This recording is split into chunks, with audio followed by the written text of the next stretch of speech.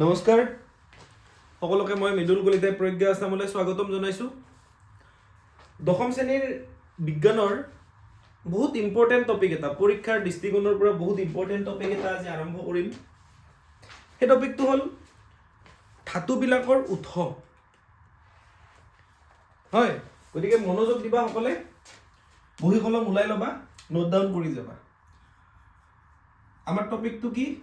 ধাতুবিলাকৰ উৎস। ইয়াৰ পৰা উল্টা পুল্টাকে প্ৰশ্ন আহিব, অকাই পকাই প্ৰশ্ন আহিব মেট্ৰিকত। MCQ হওক, দীঘল প্ৰশ্ন হওক, পাৰ্থক্য হওক, গোটেইখিনি আহিব। কথাখিনি ভালকে মনোযোগ দিবা। তোমালোকে চাব পাৰা কিতাপৰ পেজ নাম্বাৰ 49ত আছে টপিকটো, ধাতুবিলাকৰ উৎস, অকাৰেঞ্চ অফ মেটেলছ। হয়, এতিয়া পোনপ্ৰথমে এই টপিকটোৰ আৰম্ভণিতে আমি ভাবিব লাগিব ধাতুবিলাকৰ উৎস মানে ধাতুবিলাক আমি ক'ত পাওঁ, সেই কথাটো ভাবিব লাগিব। ক'তনো ইহঁতক পাওঁ? এতিয়া তোমালোকে নাভাবিবা যে এই পৃথিৱীৰ বাহিৰৰ পৰা আহি গৈছে ধাতুবিলাক। নাই, এই পৃথিৱীৰ খোলাটোতে আছে। আৰ্থ ক্ৰাষ্ট বুলি যিটো কওঁ, তাতে আছে ধাতুবিলাক। এই ধৰি লোৱা সোণ, সোণৰ খনি আছে, তোমালোকে শুনিছা? হয়, খনি তাৰমানে মাটিৰ লগত। এই সোৱণশিৰি নদীৰ নাম শুনিছা? সেই নদীটোৱে সোৱণশিৰি নাম কিয় পালে? মানে সেই নদীৰ বালিত সোণ পোৱা গৈছিল। এতিয়া তোমালোকে নাভাবিবা যে সোণৰ খাৰু পাইছিল, আঙুঠি পাইছিল, নেকলেছ পাইছিল, তেনেকুৱা নহয়। তাৰমানে তাৰ বালি মাটিৰ লগত সোণৰ মিহি মিহি টুকুৰা পাইছিল। সেইবিলাক মানুহে আহৰণ কৰিছে, নিষ্কাশন কৰিছে। ঠিক বেলেগ ধাতুবিলাকৰ ক্ষেত্ৰতো তেনেকুৱা। ধাতুবিলাক আমি প্ৰকৃতিত পাওঁ, কিন্তু বিশুদ্ধ ৰূপত নাপাওঁ। কি ৰূপত নাপাওঁ? বিশুদ্ধ ৰূপত নাপাওঁ। তাক বিশুদ্ধ ৰূপত পাব লাগিলে আমি বহুত কষ্ট কৰিব লগা হয়। সেইকাৰণে ধাতুবিলাকৰ দাম হয়। নহ'লেতো এনেকুৱা হ'ব লাগিছিল যে প্ৰকৃতিতে পায়, এইবিলাকৰ ইমান দাম কিয়? মানে তাক বিশুদ্ধ ৰূপত, প্ৰকৃতিত যিটো ৰূপত পায়, তাৰ পৰা আমি ব্যৱহাৰ কৰা ৰূপটোলৈকে আনালৈকে বহুত প্ৰচেছ আছে, বহুত খৰচ আছে। সেই খৰচবিলাক লগ লাগি ধাতুবিলাকৰ ইমান দাম হয়। ঠিক আছে, এতিয়া এটা এক্সাম্পল ধৰি লোৱা, সোৱণশিৰি বহুত আগৰ কথা, এতিয়াতো বাৰু নাপায়। সোৱণশিৰি নদীত কিছু অংশত পাব পাৰে। তো সোৱণশিৰি নদীত সোণ পায় বুলি তোমালোকে শুনিলা, বহুত আগৰ কথা। বুজি লোৱা, সোণ পায় বুলি শুনি গ'লা গোটেইবিলাক। এতিয়া গৈ দেখিলা, চাই আছা পুৰা সোণ, এই নাই দেখোন। সোৱণশিৰি নদীত সোণ পাব বুলি ক'লে, সোণ দেখোন নাই। ক'ত গ'ল সোণবিলাক? তো তেতিয়া মোক ফোন কৰি সুধিলা যে আচাৰ্য নায়ে দেখোন, এনে সোণ পাব বুলি কৈছিল, সোণ নায়ে দেখোন, ক'ত সোণবিলাক? এতিয়া মই ক'লো, বুৰ্বখা, তেনেকৈ সোণ নাপায়। তাৰে নদীৰ যিটো বালি আছে, মাটি আছে, সেইবিলাকতে সোণ মিহলি হৈ আছে। তাকেই শুনি তোমালোকে সকলোৱে মোনা এখন এখন নিছিলা, বেলেগ বেলেগ ঠাইৰ পৰা সেই বালিয়ে মাটিয়ে এক মোনা ভৰাই লৈ আহিলা। তাতে সোণ আছে। এই যে উঠাই আনিলা, সেই বস্তুখিনিক আমি কি বুলি ক'ম? খনিজ পদাৰ্থ। সেইখিনিক আমি কি পদাৰ্থ বুলি ক'ম? খনিজ পদাৰ্থ। বুজি পাইছা নিশ্চয়? খনিজ পদাৰ্থ, ইংৰাজীত আমি মিনাৰেলছ বুলি কওঁ।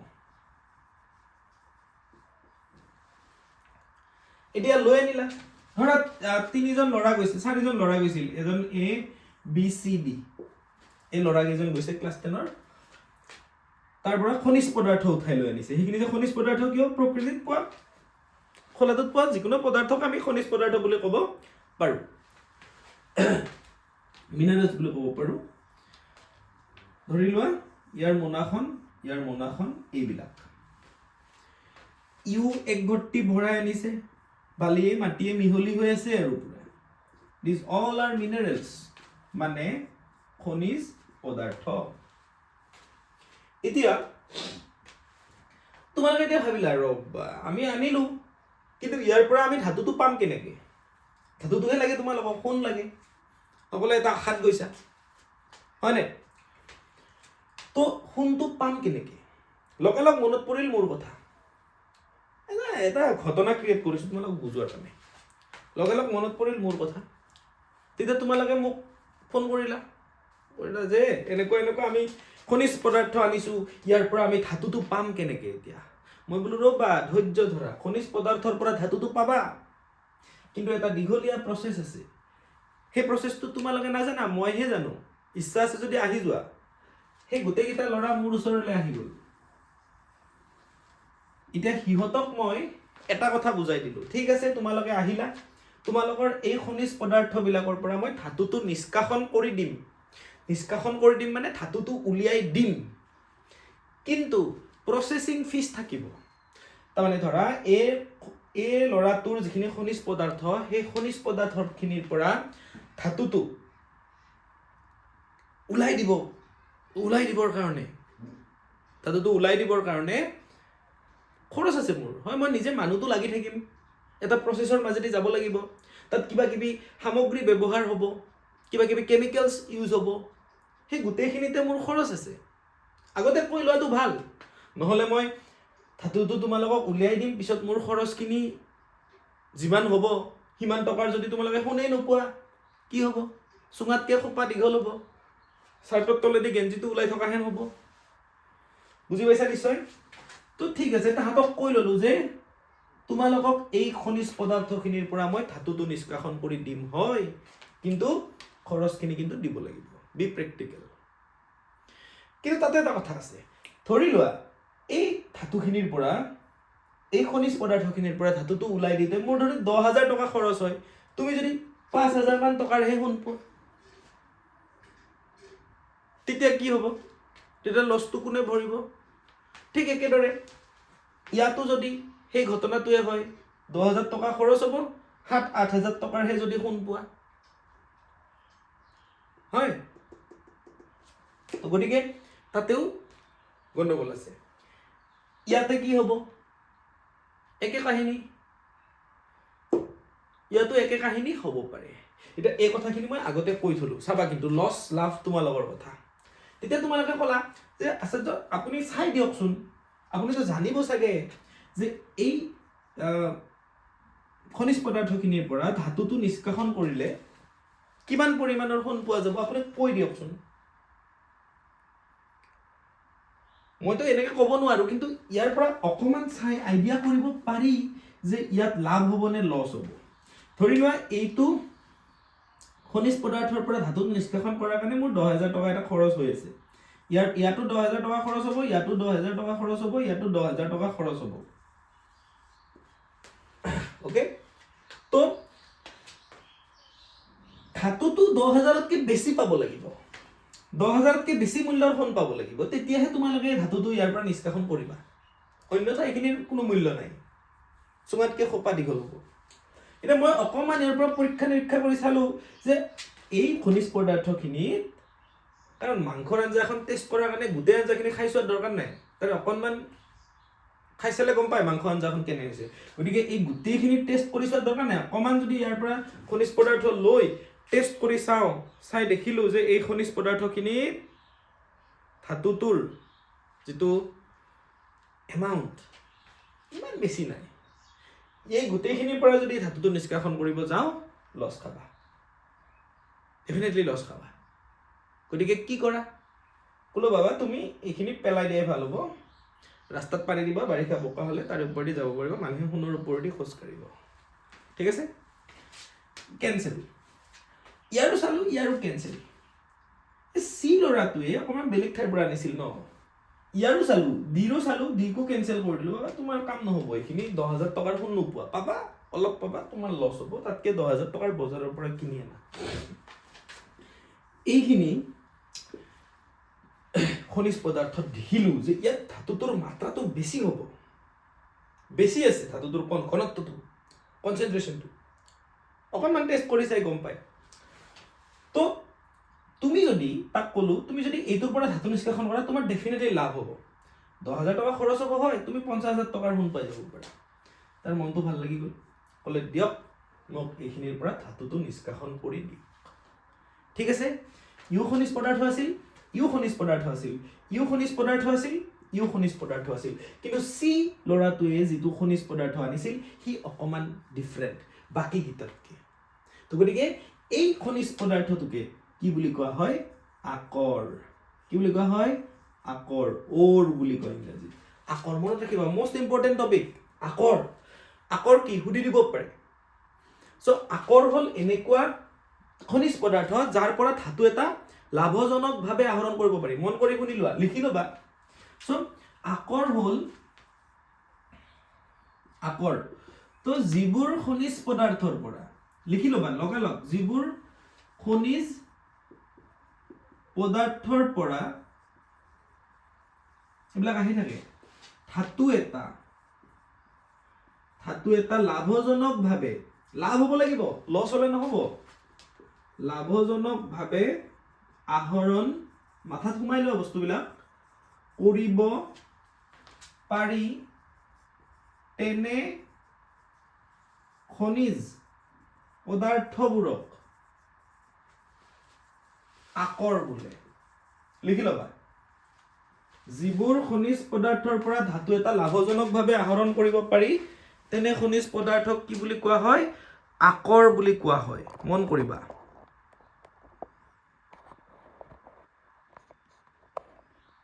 ওৰ নিশ্চয় বুজিছা এতিয়া কথাবিলাক চাবা কিতাপখনতো আছে ধুনীয়াকৈ মেইন বুক পঢ়িব লাগিব আমি কেৱল দিশে নিৰ্দেশ কৰিব পাৰোঁ তোমালোকক বাকীখিনি তোমালোকে কৰিব লাগিব ঠিক আছে মই চিয়াহী ভৰাই লৈছোঁ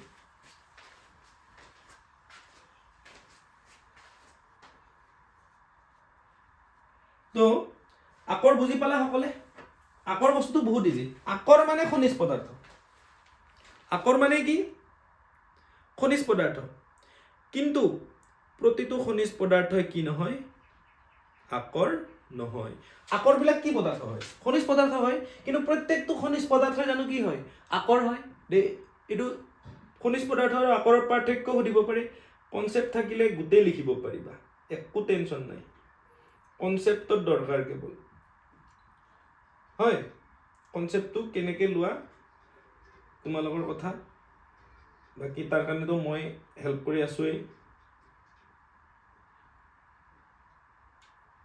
ঠিক আছে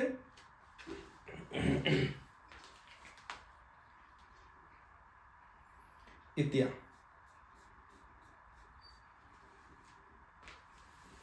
কুৱেশ্যন আহি গ'ল তোমালোকৰ যে এই চি নামৰ ল'ৰাটোৰ যিখিনি আকৰ আছিলে ন আকৰ মানে কোনো বেলেগ বস্তু নহয় দেই আকৰ মানে কি পদাৰ্থ খনিজ পদাৰ্থ এই চি নামৰ ল'ৰাটোৰ আকৰখিনি আমি কেনেকে এতিয়া নিষ্কাশন কৰিম সেইটো তোমালোকৰ মেইন কথা মেইন আহি গ'ল এইখিনি আকৰ ল'লো বাকী কেনচেল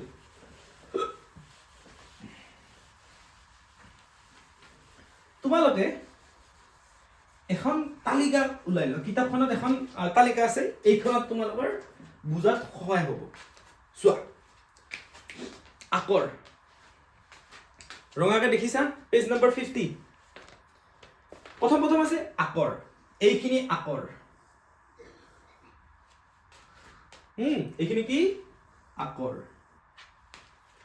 তো তাৰ তলেদি আছে এডাল কাৰ্চিন দিয়া আছে আকৰৰ গাঢ়ীকৰণ এতিয়া আকৰৰ গাঢ়ীকৰণ কি বস্তু সেইটো বুজি লোৱা স্টেপ ওয়াইজ বস্তুবিলাক বুজিব লাগিব প্ৰথমতে আহিব আকৰ তাৰ পিছত আছে আকৰৰ গাঢ়ীকৰণ এইখিনি বুজিলে যিকোনো টপিকৰ আনসাৰ দিব পাৰিবা আকৰৰ গাঢ়ীকৰণ এতিয়া চোৱা আমি প্ৰকৃতিৰ পৰা আনিছো ন এই বস্তুখিনি মাটিৰ পৰা আনিছো প্ৰকৃতিৰ পৰা লৈছো তো এই বস্তুখিনিৰ লগত শিল বালি মাটি আদি নিচিনা অশুদ্ধি মিহলি হৈ থাকিব পাৰে পাৰে নোৱাৰে কোৱা ডেফিনেটলি পাৰে। এই খনিজ পদাৰ্থখিনি ক'ৰ পৰা আনিছোঁ আমি? মাটিৰ পৰা খান্দি আনিছোঁ। তাত শিল বালি মাটি আদিৰ নিচিনা অশুদ্ধি মিহলি হৈ থাকিব পাৰে, কিয় নোৱাৰে? তো সেই বস্তুখিনি প্ৰথম আমি আঁতৰাব লাগিব, তাৰপিছতে ধাতুটো পাম। তাৰপিছত আৰু বেলেগ প্ৰচেছ আছে, অকল শিল বালি এইবিলাকে নাভাবিবা যে শিল বালি মাটি মিক্স হৈ আছে সেইখিনি আঁতৰাই দিলে যে ধাতুটো পাই যাম, নহয়, আৰু কিবা আছে। কিন্তু প্ৰথম কামটো কি হ'ব আমাৰ? শিল বালি মাটি এই যিবিলাক আছে সেইবিলাক আঁতৰাই ল'ব লাগিব, হয়? এইখিনি মেইন সময়। গতিকে পুৰা ভালকে বস্তুবিলাক মনোযোগ দিয়া আৰু পৰীক্ষাত লিখি আহা। জাষ্ট কোনো ৰিভিজন চিভিজনৰ প্ৰয়োজন নাই, ভিডিঅ' চোৱা, পৰীক্ষাত লিখি আহা, ডেটছ ইট। অলপ 2-4বাৰ ৰিভাইজ কৰিব লাগিব। এবাৰ ভিডিঅ'টো চালা, তো তাত যদি বস্তুবিলাক ক্লিয়াৰ নোহোৱা যেন লাগে তো আৰু এবাৰ ৰিপিট কৰি দিবা, নেক্সট টাইম আৰু এক্সামৰ কাৰণে ৰেডি, এক্সাম ৰেডি আৰু ডাইৰেক্ট। তো এই আকৰখিনিৰ লগত যিখিনি গোটা অশুদ্ধি আছে সেইখিনি আঁতৰাই দিলোঁ, আঁতৰাব লাগিব। কেনেকৈ? পানীৰে ধুই কিবা কিবি কৰি আঁতৰাই দিলোঁ। সেইবিলাক পদ্ধতি আছে, ইমান ডিটেইলছত যাব নালাগে।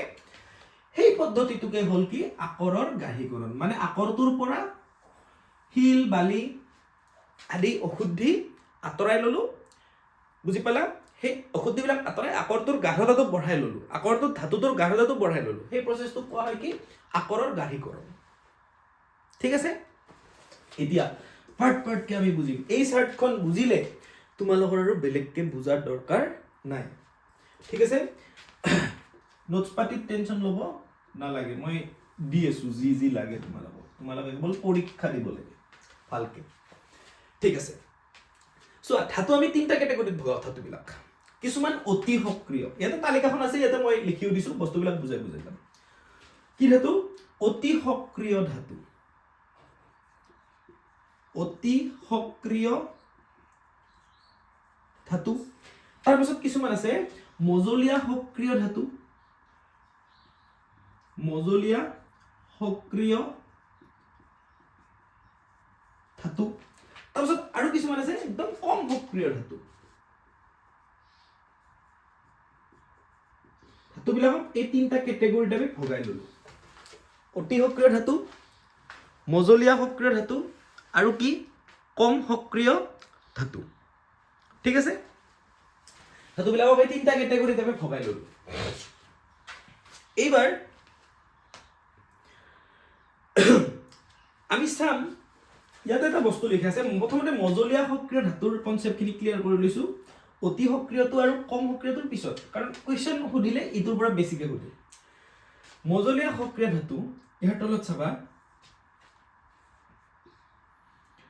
এটা লিখা আছে কাৰ্বনেট আকৰ। কিনো কাৰ্বনেট আকৰ ন? কাৰ্বনেট আকৰ। এইফালে লিখা আছে ছালফাইড আকৰ, ছালফাইড আকৰ। কথাটো বুজি ল'বা। তাৰপিছত দগ্ধীকৰণ, তাপজাৰণ বাদ দিয়া।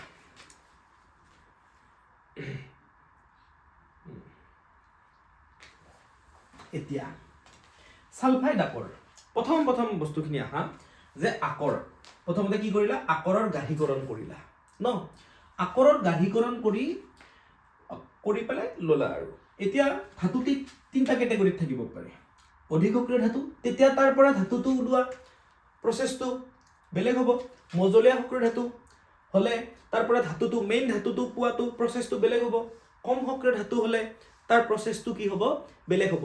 তোমালোকে নাভাবিবা যে আকৰ এটাৰ পৰা অকল গাঢ়ীকৰণ কৰিলেই, অৰ্থাৎ আকৰটোৰ পৰা, তোমালোকে এনেকৈ লিখি ল'বা, মই কওঁতে ডেফিনেশ্যনটো দিয়ে গৈছোঁ যে আকৰ এটাৰ পৰা গোটা অশুদ্ধিবোৰ, এইবিলাক লিখি নাথাকোঁ, তোমালোকে কওঁতে সেইখিনি বস্তু নোট ডাউন কৰি ল'বা।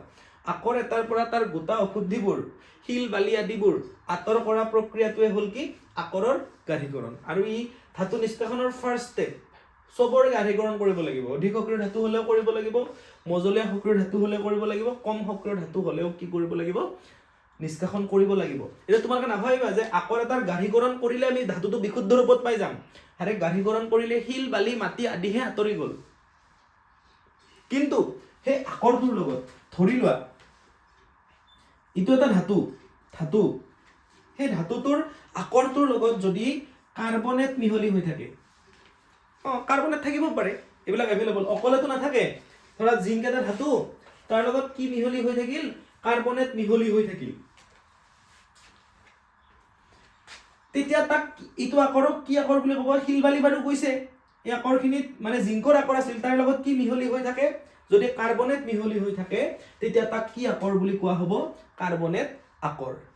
আৰু যদি জিংক ধাতুটোৰ লগত সালফাৰ মিহলি হৈ থাকে, কি মিহলি হৈ থাকে? সালফাৰ মিহলি হৈ থাকে, তেতিয়া তাক কি আকৰ বুলি কোৱা যাব? সালফাইড আকৰ। কি আকৰ বুলি ক'লো? সালফাইড আকৰ। ঠিক আছে, ইয়াৰ পৰা ইন্টাৰেষ্টিং টপিক আহি গ'ল। তাৰমানে কেতিয়াবা জিংক নামৰ ধাতুটো, মই জিংক এটা উদাহৰণ লৈছো, জিংক নামৰ ধাতুটোৰ লগত কাৰ্বনেটটোও থাকিব পাৰে মিহলি হৈ অশুদ্ধি হিচাপে, সালফাইডটোও থাকিব পাৰে। যদি জিংকৰ লগত কাৰ্বনেট থাকে আমি তাক কি আকৰ বুলি ক'ম? কাৰ্বনেট আকৰ। আৰু জিংকৰ লগত যদি সালফাৰ থাকে তাক আমি কি আকৰ বুলি ক'ম? সালফাইড আকৰ। এতিয়া কি থাকিব সেইটো আমি ক'ব নোৱাৰো, ঠাই ভেদে কথা। ধৰা আমেৰিকাত ধাতুটো নিষ্কাশন হৈ আছে, তাত কাৰ্বনেট থাকিব পাৰে, আৰু ইণ্ডিয়াত হৈ আছে তাত সালফাৰ থাকিব পাৰে, বা ঠাই ভেদে বেলেগ বেলেগ থাকিব পাৰে। মুঠতে কাৰ্বনেট থাকিব পাৰে, সালফাৰ থাকিব পাৰে। তো এতিয়া মেইন কথাটো হ'ল শিল বালিবিলাকতো আঁতৰালোৱে, এতিয়া এই কাৰ্বনেটটোক আঁতৰাব লাগে, বা ইয়াৰ ক্ষেত্ৰত সালফাৰটোক আঁতৰাব লাগে। কি আঁতৰাব লাগে? সালফাৰটোক আঁতৰাব লাগে।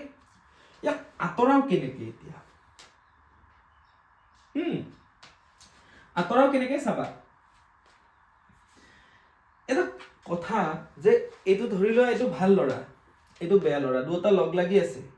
এই ভাল ল'ৰাটোৰ গাৰ্জেনটোৰ টেনশ্যন হৈছে যে বেয়া ল'ৰাটোৰ লগত থাকিলে ইও বেয়া হ'ব। তো গতিকে এই ভাল ল'ৰাটোৰ গাৰ্জেনটোৱে মোক ক'লে যে আপুনি এই ল'ৰাটোক মোৰ ল'ৰাটোৰ পৰা অকণমান ছেপাৰেট কৰি দিয়ক। তো মই কৰিলোঁ কি, ইহঁতক গৰম কৰি দিওঁ। দুটাটো দৌৰিব ন। তাৰমানে এটা পাত্ৰত লৈ, নাভাবিবা যে কম সক্ৰিয়ৰ কথা কৈ আছোঁ, ইয়াৰ কথাই কৈ আছোঁ।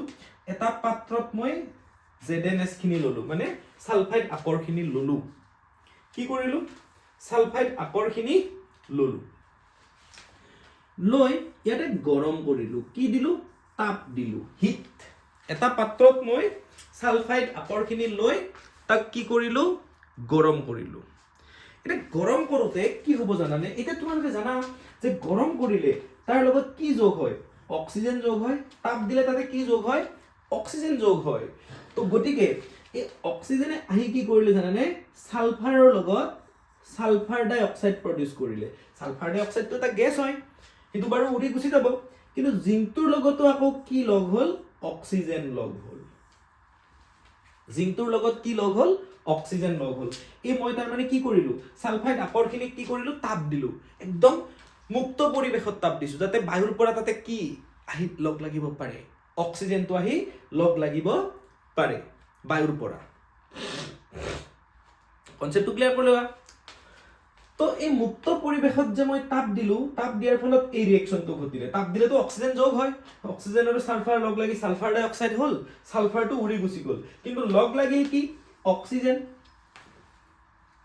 ধাতুটোৰ লগত কি লগ লাগিল? অক্সিজেন লগ লাগিল, হয়। তো কিন্তু আমাৰ উদ্দেশ্য আছিল কি? ধাতুটোক আমাক কি ৰূপত লাগে? বিশুদ্ধ ৰূপত লাগে, পিয়ৰ ফৰ্মত লাগে, পিয়ৰ জিংক লাগে। প্ৰাকৃতিকভাৱে তাৰ লগত কি আছিল? সালফাৰ আছিল। কিন্তু গৰম কৰোঁতে ৰিয়েকশ্যন ঘটি জিংকৰ লগত কি আহি গ'ল? অক্সিজেন আহি গ'ল। তো এইটোকে আমি কি কৰিম? কি বুলি ক'ম? অক্সাইড আকৰ। ইয়াৰ পৰা বহুত প্ৰশ্ন সুধিব। অক্সাইড আকৰ, মই প্ৰশ্নবিলাক ডিছকাছ কৰি যাম, টেনশ্যন ল'ব নালাগে। এইটো কি আকৰ? অক্সাইড আকৰ। অক্সাইড আকৰ হৈ গ'ল, বুজি পালা? এতিয়া চাবা, বাকীটো গেছ হৈ উৰি গ'ল। তাৰমানে সালফাইড আকৰটো কিহলৈ ৰূপান্তৰ হ'ল? অক্সাইড আকৰলৈ ৰূপান্তৰ হ'ল। কি কৰোঁতে? সালফাইড আকৰক অতিৰিক্ত বায়ুৰ পৰিৱেশত তাপ দিয়াৰ ফলত কিহলৈ ৰূপান্তৰ হ'ল? অক্সাইড আকৰলৈ ৰূপান্তৰ হ'ল। এতিয়া তোমালোকে এই তালিকাখনত চোৱা, বুজি পাবা। সালফাইড আকৰত তলেদি কি আছে? তাপজাৰণ। এতিয়া হোৱাট ইজ তাপজাৰণ? মোষ্ট ইম্পৰ্টেণ্ট বস্তু। তাপজাৰণ মানে কি?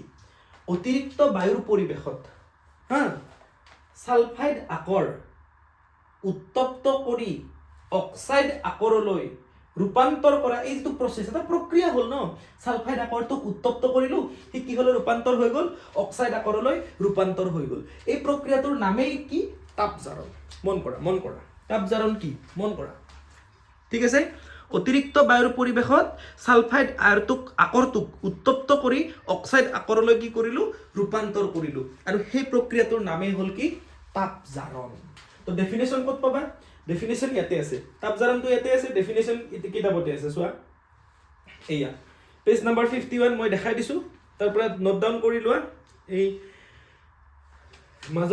মাজৰ এইখিনিত পেৰাগ্ৰাফটোত এইয়া অতিৰিক্ত বায়ুৰ উপস্থিতিত উচ্চ তাপত উত্তপ্ত কৰি সালফাইড আকৰ ধাতব অক্সাইডলৈ ৰূপান্তৰ কৰা পদ্ধতিটোকে কি বুলি কোৱা হয় তাপজাৰণ মন কৰিবা এইটো তোমালোকে চিনি পাইছা নিশ্চয় এই 51 পেজত এই মাজত এইখিনিত ডেফিনেশ্যনটো আছে অতিৰিক্ত বায়ুৰ পৰিৱেশত সালফাইড আকৰ উত্তপ্ত কৰি অক্সাইড আকৰলৈ ৰূপান্তৰ কৰা প্ৰক্ৰিয়াটোৰ নামেই হ'ল কি তাপজাৰণ ঠিক আছে তাপজাৰণ বুজি পালা এটা তাপজাৰণৰ তলেদি কি আছে ধাতব অক্সাইড মানে তাপজাৰণ কৰি পেলাই আমি কি হলো ৰূপান্তৰ কৰিলো ধাতব অক্সাইডলৈ এতিয়া ধাতব অক্সাইড পালো কিন্তু এই অক্সিজেনটোক এইবাৰ আঁতৰাব লাগিব তেতিয়াহে ধাতুটো আমি বিশুদ্ধ ৰূপত পাম অক্সিজেনটো আঁতৰাও কেনেকে অক্সিজেন আঁতৰাব লাগিব ন ধাতুটোৰ পৰা কি হৈ আছে ZNO কনসেপ্ট বিলাক বুজি লোৱা বহুত ইজি কনসেপ্ট হয় তোমালোকে বুজিব না যে মুখস্থ কৰিব গৈ প্ৰবলেম কৰা এই যে অক্সিজেন যোগ হৈ আছে এই অক্সিজেনটো কি কৰিব লাগে আঁতৰাব লাগে আৰু বাকি ইয়াৰ এইটো চেপ্টাৰৰ আগৰখিনি মই তোমালোকক অফলাইনত গোটেইখিনি ডিটেইলছত বুজাইছো এইখিনি সময় হোৱা নাছিল এতিয়া তোমালোকে এইটো ভিডিঅ' চালে গোটেই ক্লিয়াৰ হৈ যাব কিবা বুজি নাপালে মই সুধিলে হ'ল মই বুজাই দিম ইয়াৰ পৰা অক্সিজেন আঁতৰাও কেনেকে তোমালোকে নিজেই জানা অক্সিজেন আঁতৰোৱা পদ্ধতিটোৰ নাম কি অক্সিজেন যেতিয়া অপসাৰিত হ'ব সেই পদ্ধতিটোৰ নাম কি বিজাৰণ এইটো পদ্ধতিৰ নাম কি বিজাৰণ হয় না কোৱা তো ইয়াতে যদি মই বিজাৰণ ঘটাও কি ঘটাও বিজাৰণ ঘটাও তেতিয়া অক্সিজেনটো আঁতৰি যাব তেতিয়া আমি জিংকটোক কি ৰূপত পাম বিশুদ্ধ ৰূপত পাম জিংকটো মানে ধাতুটোক বিশুদ্ধ ৰূপত পাম কিন্তু মধ্যমীয়া সক্ৰিয় ধাতুবিলাকৰ কাহিনী অকল জিংকে নহয় বেলেগ মধ্যমীয়া সক্ৰিয় ধাতু থাকিব পাৰে ঠিক আছে তেতিয়া তাৰমানে ইয়াক অক্সিজেনটো আঁতৰাব লাগে তাৰমানে সব ষ্টেপ কেনেকুৱা সব প্ৰাকৃতিকভাৱে পাইছিলো আকৰ তাৰ পৰা গাঢ়ীকৰণ কৰিলো কিছুমান আকৰ কাৰ্বনেট থাকিব পাৰে কিছুমানত কি থাকিব পাৰে সালফাৰ থাকিব পাৰে তো সালফাৰ থকা বিলাকক আমি অতিৰিক্ত বায়ুৰ পৰিৱেশত গৰম কৰোতে সালফাৰ ডাই অক্সাইড হৈ উৰি গল আৰু জিংকটো অক্সিজেনৰ লগত লাগি ZNO হৈ গল তাৰমানে জানাই তোমালোকে গৰম কৰিলে তাতে অক্সিজেন যোগ হয় জিংকৰ লগতো অক্সিজেন যোগ হৈছে সালফাৰৰ লগতো কি যোগ হৈছে অক্সিজেন যোগ হৈছে এইটো সৰুতে গম পাইছা হিট দিলে তাত অক্সিজেন এড হয় এটা মাত্ৰালৈকে আৰু তাতে বেছিকে দিলে আকৌ আঁতৰি যাব পাৰে সেইটো বেলেগ বাৰু কথাখিনি এনেকৈ বুজি লোৱা তো অক্সিজেন আঁতৰাব লাগে মানে অক্সিজেন আঁতৰা মানে বিজাৰণ ঘটাব লাগিল আমি যে ঘৰ বান্ধিবলৈ কি লাগে মিস্ত্ৰী লাগে ঘৰ বান্ধাৰ কাৰণে তুমি মিস্ত্ৰী এটা মাতিব লাগিব তো বিজাৰণ ঘটাবৰ কাৰণে তুমি তো নিজে ঘটাব নোৱাৰা তুমি ভাবিলা যে মই বিজাৰণ ঘটাম মই নিজে ঘটাই দিওঁ বিজাৰণটো এইটোতো এনেকুৱা বস্তু নহয় যে অক্সিজেনটো হাতেৰে ধৰি আঁতৰ কৰি দিম ন তাৰ কাৰণে বিজাৰণ ঘটাবৰ কাৰণে কি লাগিব বিজাৰক লাগিব যেনেকৈ খেতি কৰিবৰ বাবে খেতিয়ক লাগিব হয় ডকাইতি কৰিবৰ কাৰণে ডকাইত লাগিব চুৰি কৰিবৰ কাৰণে চুৰ লাগিব তো ঠিক তেনেকৈ ইয়াৰ বিজাৰণ ঘটাবৰ কাৰণে বুজি পাইছে ন কি লাগিব বিজাৰক লাগিব আৰু একদম প্ৰকৃতিত এভেইলেবল বিজাৰক পদাৰ্থ বহুত আছে জাৰক পদাৰ্থ আছে আগতে বুজাইছো বিজাৰক পদাৰ্থ বহুত আছে তো একদম ভালকে এভেইলেবল হোৱা বিজাৰক পদাৰ্থটোৱে হ'ল কি আমাৰ কাৰ্বন কাৰ্বনতকে ভাল বিজাৰক পদাৰ্থ খুব কমেই আছে সহজলভ্য কাৰ্বন জানাই তোমালোকে সবতে আছে ক'ত নাই কাৰ্বন গতিকে আটাইতকৈ ভাল বিজাৰক পদাৰ্থ বুলি ক'ব গ'লে কাক কম কাৰ্বন গতিকে কাৰ্বনক আনি ইয়াতে যোগ কৰি দিলো ৰিয়েকশ্যন কৰিব দিলো অক্সাইড আকৰটোৰ লগত কাক ৰিয়েকশ্যন কৰিব দিলো কাৰ্বনক ৰিয়েকশ্যন কৰিব দিলো কাৰ্বন যেহেতু বিজাৰক পদাৰ্থ তাৰ কামেই কি বিজাৰণ ঘটোৱা অক্সিজেনটো আঁতৰাই দিয়া গতিকে কাৰ্বনে ক'ব বাবা অক্সিজেন আহা তুমি ওলাই আহা তাৰ পৰা জিংকক বাদ দিয়া इसको मतलब जाने दो तुम मेरे साथ आओ তো জিংকটো অকলশৰীয়া হৈ গ'ল প্লাস কাৰ্বন আৰু অক্সিজেন লগ লাগি কাৰ্বন ডাই অক্সাইড হৈ গ'ল কাৰ্বন ডাই অক্সাইড হৈ আৰু কি গেছ হৈ উৰি যাব হয়নে বা কাৰ্বন ডাই অক্সাইড বা কাৰ্বন মনোক্সাইড হৈ গ'ল that's it একে কথা তো আমাৰ উদ্দেশ্য আছিল কি হেতুৱে ধাতুটো বিশুদ্ধ ৰূপত লাগে পাই গলো ন ধাতুটো বিশুদ্ধ ৰূপত তো এইটোৱে আছিল মধ্যমীয় সক্ৰিয় ধাতুৰ নিষ্কাশনৰ পদ্ধতি কি পদ্ধতিৰ মাজেদি গলো সেই কথাখিনি নিশ্চয় বুজি পালা ঠিক আছে একবাৰ আকৌ কুইক ৰিভিজন আকৰ কি বস্তু মই অলৰেডি এক্সপ্লেইন কৰিলো আকৰৰ কি কৰিলো গাঢ়ীকৰণ কৰি আমি ধাতুবিলাকক তিনটা ক্যাটাগৰীত ৰাখিছো এই দুটাৰ কথা অকমান পিছত আলোচনা কৰিম প্ৰথমতে আমি মজলীয়া সক্ৰিয় ধাতুবিলাকৰ কথাই ক'লো মজলীয়া সক্ৰিয় ধাতুবিলাকৰ দুই ধৰণৰ হিচাপ দুটা আকৰত পাব পাৰো কিছুমানৰ লগত কাৰ্বনেট আকৰ থাকিব পাৰে মানে কিছুমান মধ্যমীয়া সক্ৰিয় ধাতুৰ লগত কাৰ্বনেটটো মিক্স হৈ থাকিব পাৰে আৰু কিছুমান মধ্যমীয়া সক্ৰিয় ধাতুৰ লগত সালফাৰটো মিক্স হৈ থাকিব পাৰে নিশ্চয় বুজি পাইছা আৰু যদি কাৰ্বনেট মিক্স হৈ থাকে হেতুক আমি কাৰ্বনেট আকৰ বুলি কম সালফাইড মিক্স হৈ থাকিলে তাক আমি সালফাইড আকৰ বুলি কম হয় তো সালফাইড আকৰটোৰ পৰা ডাইৰেক্টলি ধাতুটো আমি পাব নোৱাৰো তাৰ পৰা আমি তাক গৰম কৰি অতিৰিক্ত বায়ুৰ পৰিৱেশত গৰম কৰি অক্সাইড আকৰলৈ লৈ গলো এই সালফাইড আকৰ এটা অতিৰিক্ত বায়ুৰ পৰিৱেশত গৰম কৰি অক্সাইডলৈ ৰূপান্তৰ কৰাৰ পদ্ধতিটোৰ নামেই হ'ল কি তাপজাৰণ মন কৰিবা তাপজাৰণ ডেফিনিশন কিতাপত আছে মই দেখাই দিছো কেৱল বুজিব লাগে হোৱাট ইজ তাপজাৰণ তো অক্সাইড আকৰ আহি গ'ল এতিয়া চোৱা ধাতুটো বিশুদ্ধ ৰূপত লাগে তো বিশুদ্ধ ৰূপত কেতিয়া পাম অক্সিজেনটো আঁতৰাব লাগিব কি কৰিব লাগিব অক্সিজেনটো আঁতৰাব লাগিব এতিয়া অক্সিজেন আঁতৰাব লাগিব মানে কি বিজাৰণ ঘটাব লাগিব অক্সিজেন অপসাৰিত হোৱা পদ্ধতিটোৰ নামে কি বিজাৰণ ঠিক আছে তো সেই বিজাৰণ ঘটাবৰ কাৰণে কি লাগিল আমাক বিজাৰক লাগিল হয়নে তো বিজাৰক পদাৰ্থ কাক আনিলো কাৰ্বন তো সুধিব পাৰে ধাতু নিষ্কাশনৰ ক্ষেত্ৰত অক্সাইড আকৰৰ পৰা ধাতুটো পাবলৈ ব্যৱহাৰ কৰা বিজাৰক পদাৰ্থবিধ কি কাৰ্বন তো কাৰ্বনে অক্সিজেনটো আঁতৰাই লৈ গ'ল জিংকটো অৰ্থাৎ ধাতুটো আমি বিশুদ্ধ ৰূপত পাই গলো এইখিনি আছিল কাহিনী তো এই তালিকাখন নিশ্চয় বুজি পালা অকমান আছে আৰু তো মধ্যমীয়া সক্ৰিয় ধাতু তাৰ পৰা সালফাইড আকৰ পৰা তাপজাৰণ কৰি কি হল ধাতব অক্সাইড কিন্তু ধাতব অক্সাইড বা অক্সাইড আকৰ বুলি মই কৈছো ধাতব অক্সাইডে হয় তাৰ পিছত ধাতু লৈ বিজাৰণ তাৰ পিছৰ স্টেপটো কি হল বিজাৰণ এই ধাতুটো লৈ কাৰ্বন দি পেলাই বিজাৰণ ঘটাই ধাতুটো বিশুদ্ধ ৰূপত পাই গলো কিন্তু এইটো পাকেদিহে আহিলো এইটো পাকেদি আহা নাই নহয় কাৰ্বনেটৰ এতিয়া কাৰ্বনেট আকৰ থাকিলে কি কৰিম কাৰ্বনেট আকৰ থাকিলেও আমি ধাতব অক্সাইডলৈ ৰূপান্তৰ কৰিম কি হলে ৰূপান্তৰ কৰিম ধাতব অক্সাইড বা অক্সাইড আকৰলৈ ৰূপান্তৰ কৰিম কি হলে ৰূপান্তৰ কৰিম অক্সাইড আকৰলৈ ৰূপান্তৰ কৰিম কাৰ্বনেট আকৰ হলেও এতিয়া তোমালোকে ভাবি আছা যে আচাৰ্য আপুনি সালফাইড আকৰকো কিহলৈ ৰূপান্তৰ কৰিলে অক্সাইড আকৰলৈ ৰূপান্তৰ কৰিলে কাৰ্বনেট আকৰকো কিহলৈ ৰূপান্তৰ কৰিলে কৰিব বোলে ধাতব অক্সাইডলৈ বা অক্সাইড আকৰলৈ ৰূপান্তৰ কৰিব কিয় ইয়াৰ পৰা ডাইৰেক্ট ধাতুটো ওলাই নিদিয়ে কিয় ইয়াৰ পৰা ডাইৰেক্ট ধাতুটো পাব অসম্ভৱ বুলিয়ে ক'ব পাৰি বা অসম্ভৱ যদিও নহয় বহুত টান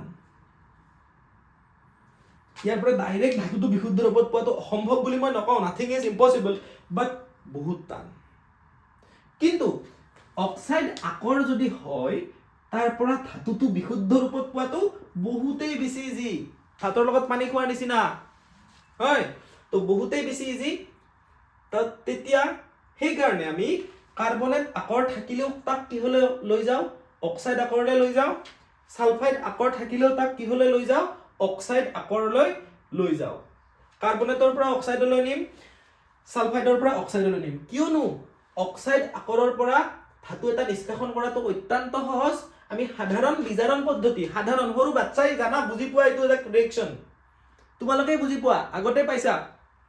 সাধাৰণ বিজাৰণ পদ্ধতি প্ৰয়োগ কৰি ধাতুটো বিশুদ্ধ ৰূপত পাব পাৰোঁ। গতিকে ভাতটো এনেকৈ খাব পাৰোঁ, এনেকৈ খোৱাৰ কি প্ৰয়োজন আছে? যিটো কাম সহজ হয় আমি সেইটো কৰিম। নিশ্চয় বুজি পাইছা? গতিকে ছালফাইড আকৰৰ পৰা কেনেকৈ অক্সাইড বনালোঁ, অক্সাইড বনাই কেনেকৈ ধাতুটোক পালোঁ সেইটো আমি বুজিলোঁ। কিন্তু এতিয়া কাৰ্বনেট আকৰৰ পৰা আমি কেনেকৈ অক্সাইডলৈ লৈ যাম, অক্সাইডলৈ লৈ গৈ তাৰ পৰা ধাতুটো কেনেকৈ পাম সেইটো আমি এতিয়া ডিছকাছ কৰিম। ঠিক আছে? বঢ়িয়া চলি আছে। এতিয়া এই ইয়াতে লিখা আছে দগ্ধীকৰণ, কেলচিনেশ্যন, তাপজাৰণ ৰশ্মি আৰু দগ্ধীকৰণ কেলচিনেশ্যন। এতিয়া এই বস্তুটোত কাৰ্বনেট আকৰটো অক্সিজেন আছে অলৰেডি, তো ইয়াকো আমি গৰম কৰিম।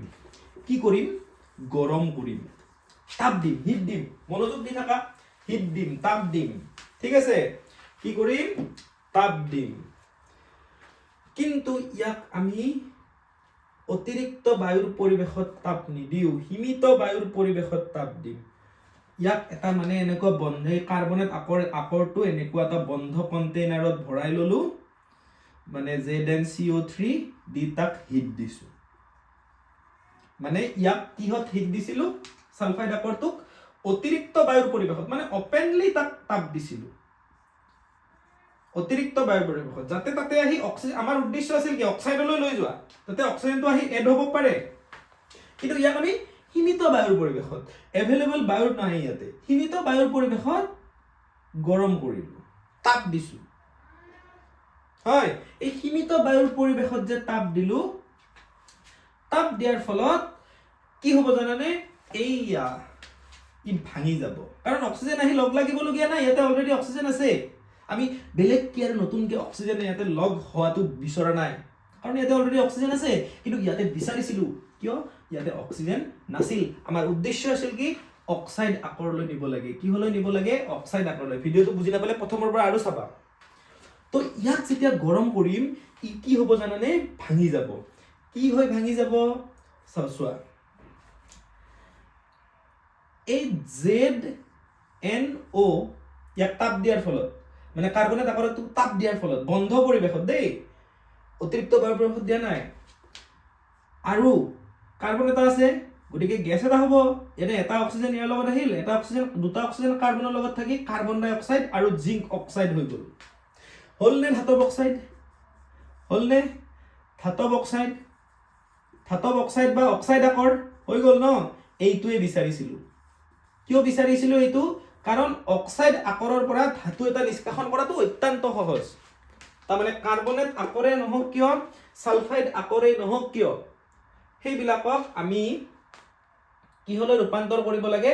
অক্সাইড আকৰলৈ ৰূপান্তৰ কৰিব লাগে। এইখিনি ফুল কনচেপ্ট। কম অতি সক্ৰিয় ধাতুৰ কথা এটা মই বেলেগ ভিডিঅ'ত আনি আছো, নেক্সট ভিডিঅ'টোত কম সক্ৰিয়টো নেক্সট ভিডিঅ'টো একেলগে দি দিম। সেইখিনি বহুত ইজি কনচেপ্ট, কিন্তু মেইন কনচেপ্ট আছিল এইখিনি। তো কি প্ৰথমৰ পৰা এবাৰ আকৰ কুইক, আকৰৰ গাঢ়ীকৰণ, তাৰপিছত মধ্যমীয়া সক্ৰিয় ধাতু দুই ধৰণৰ আকৰত পাব পাৰো, কাৰ্বনেট, ছালফাইড। যিয়ে কি নাপাওঁ কিয়, আমি কি আকৰলৈ নিব লাগে? অক্সাইড আকৰলৈ নিব লাগে। কিয় নিব লাগে? অক্সাইড আকৰ এটাৰ পৰা ধাতু এটা অতি সহজে নিষ্কাশন কৰিব পাৰি। কুৱেশ্যন চোৱা, পেজ নম্বৰ 53। অক্সাইডৰ পৰা ধাতু নিষ্কাশন কৰিবলৈ কি ৰাসায়নিক পদ্ধতি প্ৰয়োগ কৰা হয়? তাৰে 53 প্ৰশ্নাৱলীৰ 3 নম্বৰটো, অক্সাইডৰ পৰা ধাতু উৎপন্ন কৰিবলৈ কি ৰাসায়নিক পদ্ধতি? এইটো অক্সাইড হয় নে নহয়? ধাতুটোৰ অক্সাইড। কি ৰাসায়নিক পদ্ধতি প্ৰয়োগ কৰিলো? বহুত প্ৰশ্নৰ উত্তৰ দিব পৰা হলা। কি পদ্ধতি? আৰে বিজাৰণ। কি বিজাৰণ? বিজাৰণ। আৰু তুমি অলপমান ষ্টেণ্ডাৰ্ডকে লিখিব খুজিছা, কাৰ্বন বিজাৰণ বুলি ক'ব পাৰি, কাৰণ এই বিজাৰণটো কাৰ দ্বাৰা ঘটাইছো? কাৰ্বনৰ দ্বাৰা ঘটাইছো, গতিকে এইটো কাৰ্বন বিজাৰণ। মানে অক্সাইডৰ পৰা ধাতু এটা পাবলৈ আমি কি পদ্ধতি প্ৰয়োগ কৰো? কাৰ্বন বিজাৰণ পদ্ধতি প্ৰয়োগ কৰো। একদম ইজি, এইবিলাক মুখস্থ কৰাৰ প্ৰয়োজন নাই, মাথাত সোমাই লোৱা। অক্সাইডৰ পৰা ধাতু পাবলৈ কাৰ্বন বিজাৰণ পদ্ধতি প্ৰয়োগ কৰিছো। বিজাৰণ বুলি ক'লেও ভুল নহয়, উত্তৰ দিলে ভুল। তো চোৱা, এতিয়া তোমালোকৰ মনত প্ৰশ্ন হ'ব পাৰে, আচাৰ্য আমি ডাইৰেক্ট ছালফাইড আকৰৰ পৰা জিংক ধাতুটো কিয় নললো উলিয়াই? জিংক কাৰ্বনেট আকৰৰ পৰা ডাইৰেক্ট ধাতুটো কিয় ওলাই নললো? আৰে এইটো বহুত টান প্ৰচেছ, বহুত complicated process, impossible, almost impossible. তো গতিকে আমি সেনেকুৱা নকৰি সালফাইড আকৰটোক কি হলে ৰূপান্তৰ কৰিলো অক্সাইডলৈ কেনেকে কৰিলো অতিৰিক্ত পৰিৱেশত গৰম দিলো অক্সাইড হৈ গল সেই পদ্ধতিটোৰ নাম কি তাপজাৰণ আৰু কাৰ্বনেট আকৰটোক কেনেকে অক্সাইডলৈ লৈ গলো সীমিত বায়ুৰ পৰিৱেশত গৰম কৰিলো আৰু এই পদ্ধতিটোৰ নাম যে সীমিত বায়ুৰ পৰিৱেশত কাৰ্বনেট আকৰ এটা উত্তপ্ত কৰি অক্সাইড আকৰলৈ ৰূপান্তৰ কৰা প্ৰক্ৰিয়াটোৰ নামেই হল কি দগ্ধীকৰণ তাতে আছে এইটো দগ্ধীকৰণ নিশ্চয় বুজি পাইছা দগ্ধীকৰণ তাপজাৰণটো তাপ দিয়া হয় দগ্ধীকৰণটো তাপ দিয়া হয় কিন্তু ডিফাৰেন্সটো কি তাপজাৰণত সীমিত বায়ু অতিৰিক্ত বায়ুৰ পৰিৱেশত ইয়াত সীমিত বায়ুৰ পৰিৱেশত ডেফিনিশ্যন আহে লিখি লব পাৰা দগ্ধীকৰণ আৰু তাপজাৰণ এই দুটাৰ মাজৰ কি আহে পাৰ্থক্য আহে পৰীক্ষাত ঠিক আছে মই কৈ আছো পাৰ্থক্য কিটা শেষ হয় আৰু অকনমান ধৈৰ্য ধৰা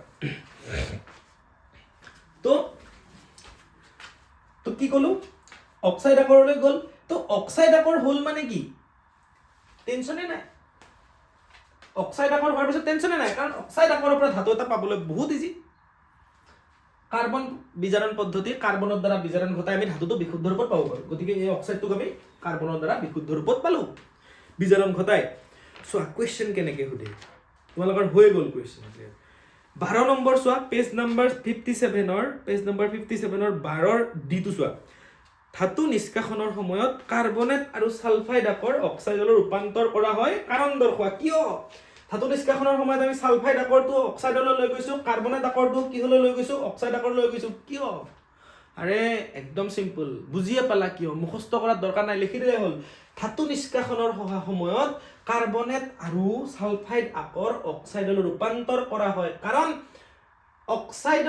অক্সাইডৰ পৰা ধাতু এটা নিষ্কাশন কৰাটো অতি সহজ আমি সাধাৰণ বিজাৰণ পদ্ধতি প্ৰয়োগ কৰি অক্সাইডৰ পৰা ধাতুটো বিশুদ্ধ ৰূপত পাব পাৰো সেইখিনি লিখি দিয়াৰ পাছত আৰু কোনোৱে তোমালোকৰ নোটছটো কাটি দিব নোৱাৰে নিশ্চয় বুজি পাইছা এই বস্তুখিনি বুজাৰ প্ৰয়োজন নিশ্চয় বুজি পালা বুজি নাপালে মোক কমেন্ট কৰিব পাৰা বা ডাইৰেক্ট মোবাইলত হোৱাটছএপত সুধিব পাৰা নম্বৰ সকলোৰ লগত আছে প্লাস ভিডিওটো ৰিপিট কৰিব পাৰা ঠিক আছে এইটো কনসেপ্ট কোৱেশ্চন পাঁচটামান কোৱেশ্চনৰ আনসাৰ মই এইটো দি দিলো আৰু এটা ইমান ভিডিওত তোমালোকৰ গোটেইখিনি ক্লিয়াৰ হৈ যাব নাভাবিবা যে পৰীক্ষা হেলিতে শিকাৰ সময় নাই হেৰে এতিয়াহে মেইন মাথাত সোমাই লোৱাৰ সময় বস্তুবিলাক সোমাই লোৱা একদম ফ্ৰেছ এই গৰম ভাত খাই যেনেকুৱা মজা লাগে তোমালোকৰ এই পাতটোত এই বস্তুখিনিত হেনেকুৱা মজা লাগিব হা গৰম পৰীক্ষা লিখিব পাৰিবা এই দগ্ধীকৰণ আৰু তাপজাৰণৰ পাৰ্থক্য এটা দগ্ধীকৰণৰ ডেফিনিশ্যন ক'ত পাবা কিতাপতে আছে লিখি লবা কিন্তু দগ্ধীকৰণৰ ডেফিনিশ্যন দগ্ধীকৰণ কাক বোলে আহিব পাৰে আৰু যদি পৰীক্ষাত আহে মই ভিডিওটো তোমালোকক প্লে কৰি শুনাই দিম হা দগ্ধীকৰণ এই তাপজাৰণ 51 পেজত যত তাপজাৰণৰ ডেফিনিশ্যন দিছিলো তাৰে তলতে আছে ৰোস্টিং তাৰে তলতে পৰিমিত বায়ুৰ পৰিৱেশত উচ্চ তাপত উত্তপ্ত কৰি কাৰ্বনেট আকৰ ধাতব অক্সাইডলৈ পৰিৱৰ্তন কৰা হয় ইয়াকে দগ্ধীকৰণ বোলে ধুনিয়া ডেফিনিশ্যন দিয়া আছে ঠিক আছে এটা তোমালোকে দগ্ধীকৰণ আৰু তাপজাৰণৰ ডেফিনিশ্যন দুটাটো পালাই ইয়াৰ পাৰ্থক্য দুটাও লিখি লোৱা কেনেকে লবা একফালে দগ্ধীকৰণ লিখিবা একফালে তাপজাৰণ ইটো দগ্ধীকৰণত লিখিবা সীমিত বায়ুৰ পৰিৱেশত উত্তপ্ত কৰা হয় দুটা পইণ্ট উলাই ললো তাপজাৰণ মানে ডেফিনিশ্যনৰ পৰা পাৰ্থক্য কেনেকে লিখে হেতু শিকাইছো বেলেগকে মুখস্থ কৰাৰ প্ৰয়োজন নাই অতিৰিক্ত বায়ুৰ পৰিৱেশত উত্তপ্ত কৰা হয় মানে তাপজাৰণত অতিৰিক্ত বায়ুৰ পৰিৱেশত উত্তপ্ত এই আকৰটো উত্তপ্ত কৰা হয় আৰু দগ্ধীকৰণত সীমিত বায়ুৰ পৰিৱেশত আকৰটো কি কৰা হয় উত্তপ্ত কৰা হয় এতিয়া দগ্ধীকৰণ কাৰ্বনেট আকৰিকৰ ক্ষেত্ৰত বা কাৰ্বনেট আকৰৰ ক্ষেত্ৰত দগ্ধীকৰণ কৰা হয় আৰু সালফাইড আকৰৰ ক্ষেত্ৰত তাপজাৰণ কৰা হয় আজি দুকালি 2 নম্বৰতকৈ বেছি নাহে এই বস্তু দুটা তোমালোকে নিজে লিখি লোৱা কি কলো ৰিপিট কৰা তো সীমিত বায়ুৰ পৰিৱেশত আকৰটো উত্তপ্ত কৰা হয় ক'ত দগ্ধীকৰণত অতিৰিক্ত বায়ুৰ পৰিৱেশত আকৰটো উত্তপ্ত কৰা হয় ক'ত তাপজাৰণত ঠিক আছে আৰু এই দগ্ধীকৰণটো কাৰ্বনেট আকৰিকৰ ক্ষেত্ৰত কৰা হয় আৰু তাপজাৰণটো সালফাইড আকৰিকৰ ক্ষেত্ৰত কৰা হয় নিশ্চয় বুজি পাইছা এইখিনি আছিল কনসেপ্ট ফুল কনসেপ্ট অতি সক্ৰিয় ধাতু আৰু কম সক্ৰিয় ধাতুৰ কাৰণে মই এক্সট্ৰাকে এটা ভিডিও বনাই আছো হেতু তোমালোকৰ কাৰণে লৈ আহি আছো আৰু তোমালোকৰ চেপ্টাৰ যেটো 8 চেপ্টাৰ 8 হেতুৰ কাৰণে ভিডিও অলমোস্ট ৰেডি তোমালোকক দিয়াটো বাকি দি আছো এইখিনি তোমালোকে ভালকে কনসেপ্টটো ক্লিয়াৰ কৰি লোৱা নিশ্চয় বুজি পাইছা ইয়াৰ লগত জড়িত প্ৰশ্নবিলাকো চাবা মই কৈ দিলো আৰু তোমালোকে গম নোপোৱাকে এই কনসেপ্টখিনি থাকিলে বহুতখিনি প্ৰশ্ন উত্তৰ কৰিব পাৰিবা মেইন বস্তু তোমালোকে দগ্ধীকৰণ তাপজাৰণ দুটা ভালকে জানি থৈ দিবা কাৰ্বনেট আকৰ কি বস্তু সালফাইড আকৰ কি বস্তু তো কাৰ্বনেট আকৰটোক বা সালফাইড আকৰটোক কিয় অক্সাইড আকৰলৈ লৈ যাওঁ দগ্ধীকৰণ আৰু তাপজাৰণৰ পাৰ্থক্য এই কথাখিনি ভালকে মনত ৰাখা আজিলৈ এৰিছো পুনৰ এটা নতুন ভিডিঅ'ত লগ পাম তেতিয়ালৈকে ভালকে থাকিবা পঢ়া শুনা কৰি থাকিবা নমস্কাৰ